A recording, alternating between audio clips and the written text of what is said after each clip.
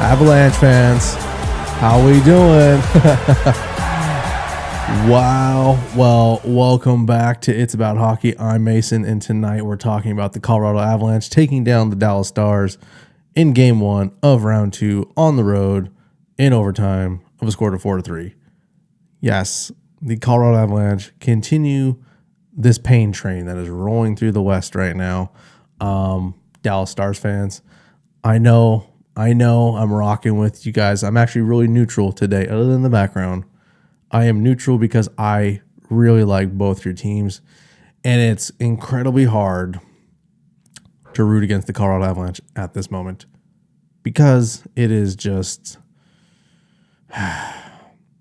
It's like when you see that horse that's like, that's going to win the race, but you also like the underdog and you want to I know that guy still got something left in the tank and he's won in the past. He's just, you just have that itch for him. You think he's going to win. That's how I'm feeling right now about the Dalles Stars. I think they have it. I think they still got it. But the Colorado Avalanche right now are looking like that purebred that's like going to just steal this race. Very hard. I'm trying to be as neutral as I can in this one. I don't want to flip-flop from my decision from my bracket. I still like the Dalles Stars to win the Stanley Cup, but right now it's pretty difficult. The first period, I was like, man, my decision to pick the Stars seems to have been accurate thus far. And then the second period happens, and then the third period happens, and overtime. And now I'm kind of sitting here like, well, did I make a mistake? Colorado Avalanche fans, if you think I made a mistake, let me know. Avalanche fans have been very kind to me and my channel, so I appreciate Avalanche fans. Dalles Stars fans, you as well. This is why I think this is going to be probably a incredibly good 7-game series. If the Dalles Stars can rebound after this, I think this could be a very interesting series. If they lose the next one, it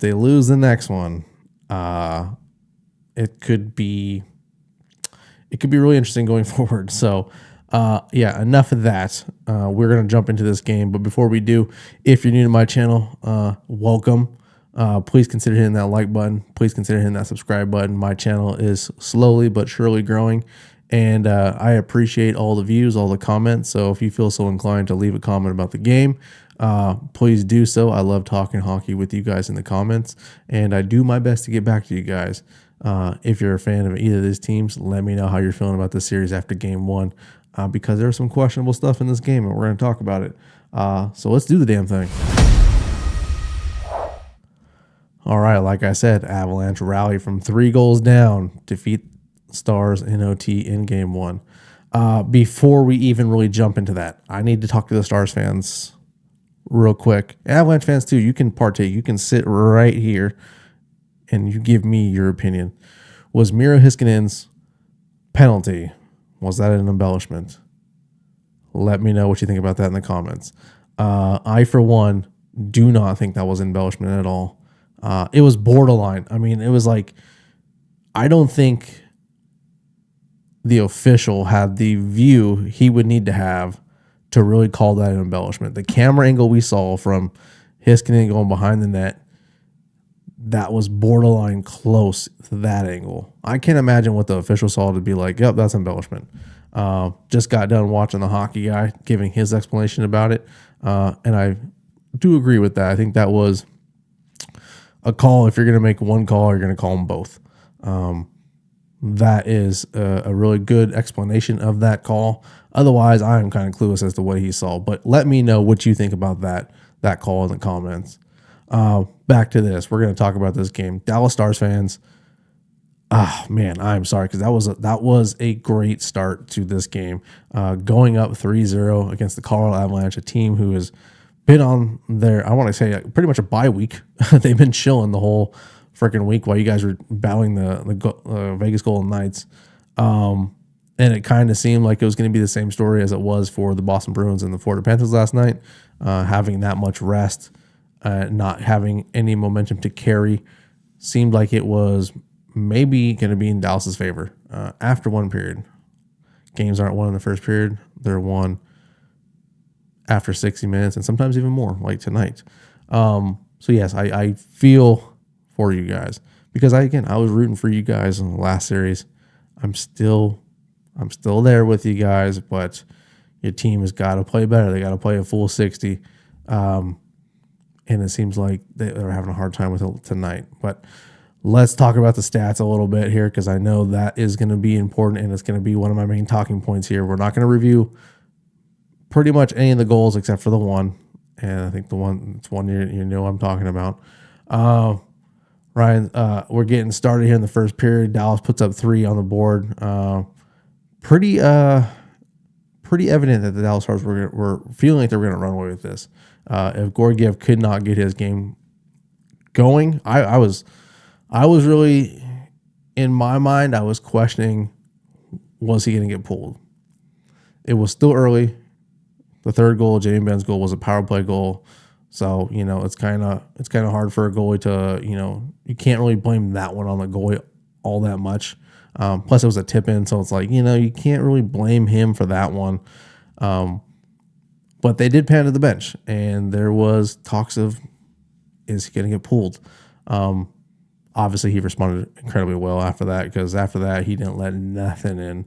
Looking at the shots for the first period, 5-9 in favor of Dallas, and then the Avalanche decided to wake up, putting 11 on, and then 6, and ultimately 4, and ultimately getting that one goal. Shots, though, were pretty even throughout the game. Colorado, they are the highest scoring, highest shooting team in these playoffs. So I think they average like 34 or 36. So having them below average will tell you a little bit about this game and how well it was played by both teams. It doesn't reflect on the score sheet after the first period for the Stars, but it was a very tight game. Going down these stats here, we're going to look at them. Dalles Stars having really good success in the face-off circle, beating out the Colorado Avalanche almost by 20%. Power play, this is going to be the struggle. That power play of the Colorado Avalanche it's freaking money, man, and it's looking pretty damn scary. They went 2 for 2, and Dallas went for 1 for tonight. Not super overall great performance, but again, they're coming off a 7-game series. They are at home, so I would like to think maybe they had a little bit more gas in the tank, but again, they just went through a 7-game series, so this could just have been a mulligan, whatever. Hits, very physical series for the Dalles Stars last round. Colorado was not ashamed to throw the body around tonight. They dominated in hits, 45-20.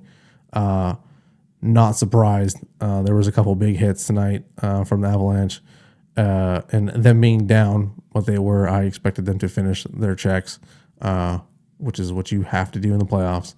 So no real shocker there, but just kind of shocked to see how much they out hit the Stars, considering the Stars were playing in their own home arena. Block shots, even 24-23, nothing crazy. Giveaways, Dallas was trying to stretch that neutral zone again, like they have been, and they got caught with it, giving away 12 opportunities to the Colorado Avalanche. I don't know. I think DeBoer's going to have to figure something out here, because he can get away with that in certain teams. I don't think you're going to get away with that at the Avalanche. So, yeah, after the first period, we get some goal scoring finally. The Colorado Avalanche wake up. Valerie, I'm going to call him Nuke. I'm not going to try to say his name. I'll try to say it one more time just for you guys.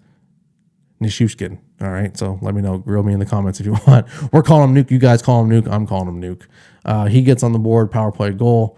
This is where we see the power play step up for the Colorado Avalanche. And then Cale Makar, no surprise. He gets on the board with another one. Another power play goal late in the game, or late in the period, or halfway through the period, excuse me. And then Nathan McKinnon gets it going early in the third period, tying it up with only like 40 seconds into the period. And then again from there, it was kind of a back and forth, ebb and flow kind of period. It was again, this is shaping up to be a very evenly good match series if Dallas can respond appropriately to Colorado. I'm going to give them just a smidge of a little bit of benefit. They came off of Game 7, but that's really all me. I mean, it's like this big of a smidge I'm giving them. Because if you want to win if Dallas is going to win the Stanley Cup, which is my prediction, this is going to be probably one of the toughest Stanley Cup runs any team's ever had.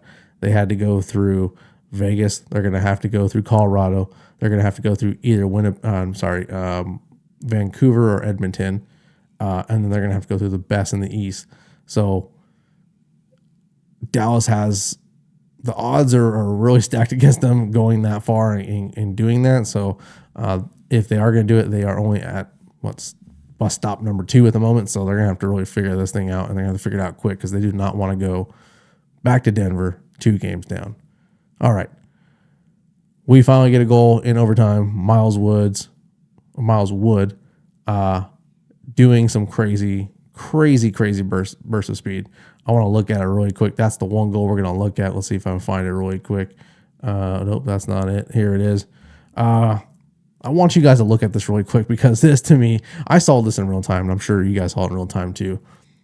But I had to look at the replay of this because of how insanely fast Miles Wood looked on this. We're going to go scroll through it. Okay. Miro Heiskanen is right here. Miles Wood's right here. Heiskanen has, I would say, like a stride and a half, 2 strides in front of him. He should have no problem tying Miles Wood. Watch Miles Wood right here. Watch. I'm going to play this. Talk about moving your feet. That's Miro Heiskanen. Dude is not a bad player by any means, and not a slow skater by any means. He beats him to the outside. Forehand, backhand. That's game. Miles Wood called game. That is, to me, that play of just pure speed. I know he's playing with McKinnon and he's playing with Makar. So dude's probably picked up some skating techniques, But that right here,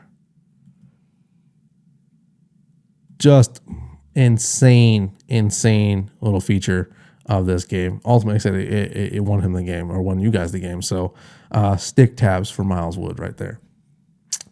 There's some stats I do want to look at because I was interested to see how the power play ranked up, because since Colorado put up 2 power play goals against the Dalles Stars, I wanted to see how they ranked up right now. I'm not doing a preview of this series because we're already into it, and I've talked enough about these teams so you guys can kind of know my opinion on both these teams already. But I wanted to see the stat just to see how they matched up. We're looking at the power plays and how they're ranked right now. Colorado's currently ranked number 2, only behind Edmonton Oilers right now. They are 8 for 18 right now at 44.4%. Let's call it 45, or let's call it 44. We're not past that round up. Let's call it 44. All right. And then looking at the Dalles Stars, they're not too far behind. They're at 5 for 18, and they're around 28.5, or let's call it 28%.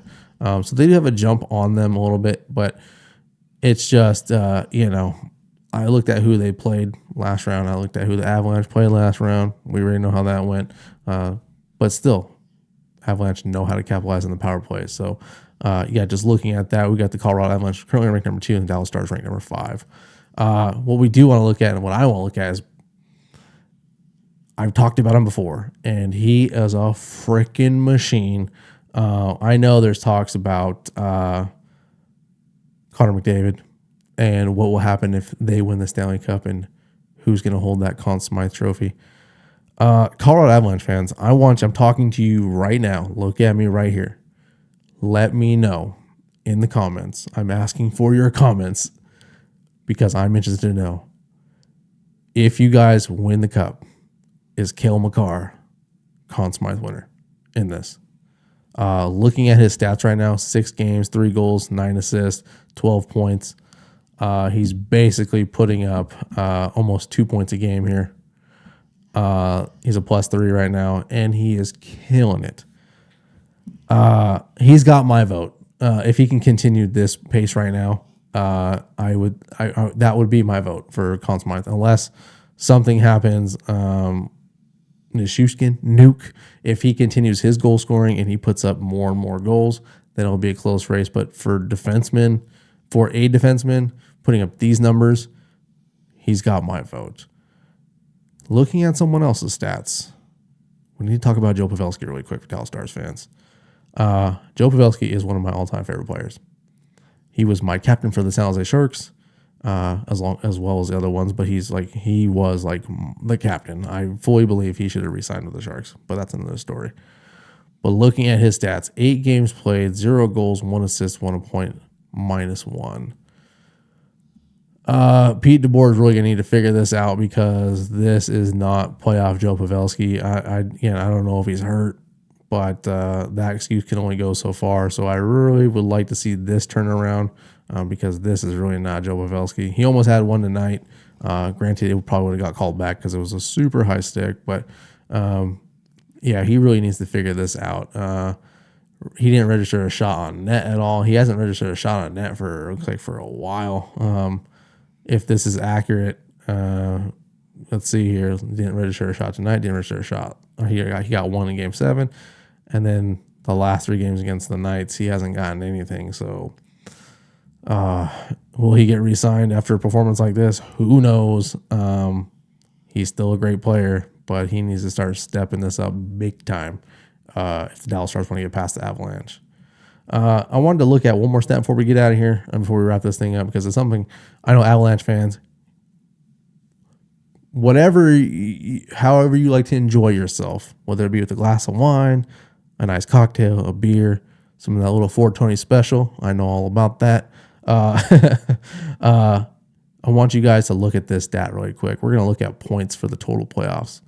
I want you to look at this list here. Connor McDavid, number 1. No shocker, with 12 points. Cale Makar with 12 points.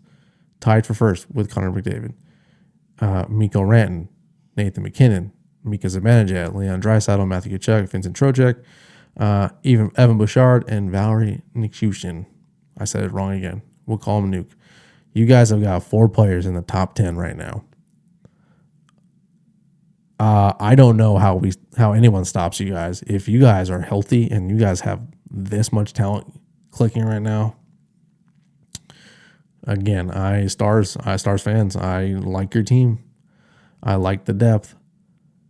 You have to turn that switch on right now because if you don't, these guys right here, it's going to be game over. And it's going to be game over a lot sooner than a lot of us think. So take that for what that is. I'm trying to be as neutral as I possibly can with you guys, both teams.